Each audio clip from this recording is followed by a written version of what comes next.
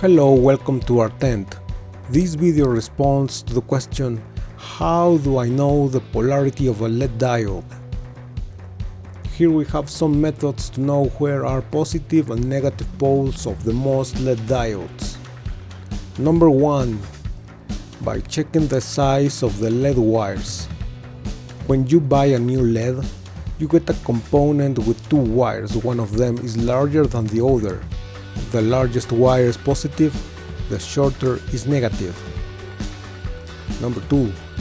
By checking the size of the internal components of the case. Also called epoxy lens or epoxy encapsulation. This case is the house of the three main components of the LED. There is a white metal called anvil and a narrow piece called post. The anvil is cathode or negative and the post or shorter part is anode or positive. Number 3. By checking a flat spot beside the epoxy case. Just beside the cathode there is a flat spot, useful when you need to know which one is the negative wire of the LED. By elimination, the opposite side is the positive wire.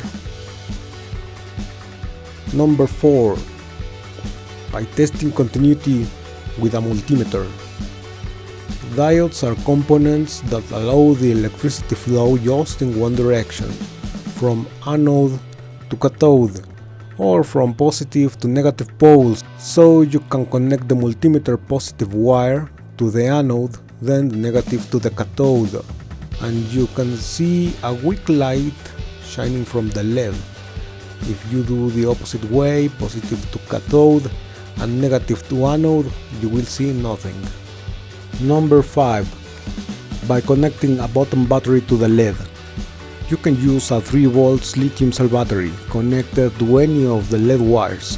If the LED lights up, then mark on the right wires, otherwise invert the polarity. In most cases the positive side of the battery is the bottom, marked with a plus sign.